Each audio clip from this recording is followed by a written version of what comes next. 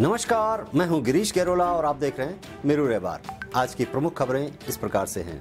उत्तराखंड में बीजेपी के दूसरे कार्यकाल में जो बदनामी हिस्से आई, उसके बाद बीजेपी के बड़े नेता, सांसद, विधायक, मंत्री और खुद सीएम जिस तरह से दिल्ली की तरफ दौड़ लगा रहे हैं, उसके बाद लोगों में भविष्य को लेकर चर्चाओं का दौर चल पड़ा है।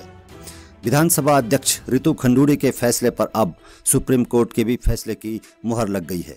यानी रितु खंडूड़ी ने जिन कर्मचारियों को बर्खास्त करने का फैसला लिया, वो फैसला सुप्रीम कोर्ट ने भी सही मान लिया है, जायज मान लिया है। यानी रितु खंडूड़ी के फैसले पर अब हाई कोर्ट डबल बेंच की और अब सुप्रीम कोर्ट की मुहर ये बताता है कि राजनीतिक रूप से रितु खंडूड़ी की ये बहुत बड़ी जीत है।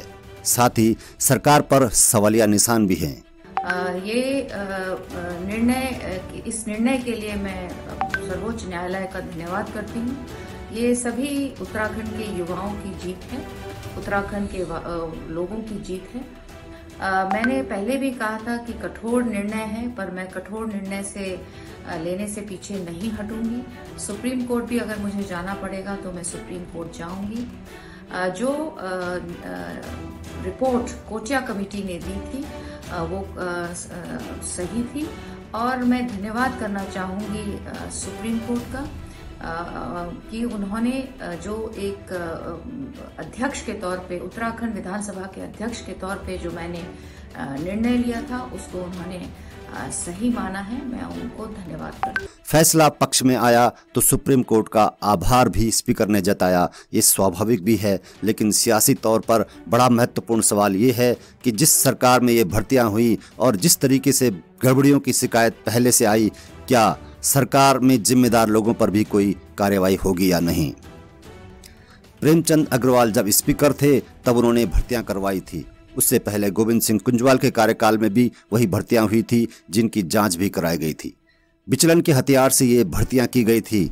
अब बड़ा महत्वपूर्ण ये है कि इस पूरी सियासी बिसात में जो 228 कर्मचारियों की नौकरियां जा चुकी हैं, आगे का रास्ता क्या होगा ये तो नहीं मालूम, लेकिन लड़ाई अब इस बात को लेकर भी है कि क्या जिन लोगों ने ये भर्तियां करवाई उन पर भी गाज गिरेगी या नहीं। अध्यक्षों द्वारा जो प्रस्ताव विधानसभा में भर्ती के बना करके मुख्यमंत्री के कार्यालय को भेजे गए, वर्तमान मुख्यमंत्री ने अपने पिछले कार्यकाल में प्रेमचंद अग्रवाल जी के 72 लोगों को गैर सैन्य के नाम पर भर्ती करने के प्रस्ताव पर विचलन के माध्यम से स्वीकृति जारी की और ऐसी ही प्रक्रिया इससे पहले के अध्यक्षों ने अपनाई और सबने विचलन के आधार पर मुख्यमंत्री से उस पर स्वीकृति ली। तो विधानसभा की बैकडोर भर्तियों में सुप्रीम कोर्ट का फैसला या हाई कोर्ट का फैसला क्या आता है, ये एक अलग मसला है, लेकिन व्यावहारिक रूप से उत्तराखंड की जनता ये जानती है और मानती है कि विधानसभा भर्तियों में नियम और प्रक्रिया का पालन को दरकिनार करके अपने परिवार के सदस्यों को, नाते रिश्तेदारों को और अंडर द टेबल डील करने वालों को नौकरी पर रखा गया और इस ढंग से उत्तराखंड के योग्य बेरोजगार नौजवानों की नौकरियों को बेचा गया।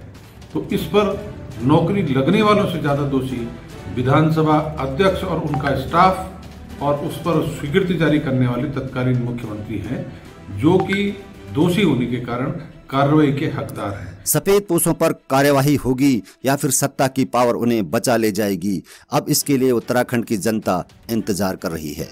लेकिन दूसरा दिलचस्प पहलू यह है कि उत्तराखंड बनने के बाद से जो भी भर्तियां हुई विधानसभा में, उन भर्तियों में एक ही प्रक्रिया अपनाई गई है, ऐसे तथ्य सामने हैं।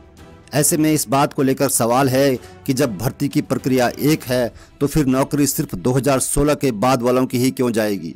क्या उससे पहले वालों की नौकरी पर भी कोई खतरा है? क्या सरकार उस पर भी कोई फैसला लेगी? इसको लेकर इंतजार करना होगा। लेकिन दूसरी तरफ ये जरूर कहा जा सकता है कि रितु खंडूड़ी का जलवा बरकरार है और सरकार अब निशाने पर आ चुकी है।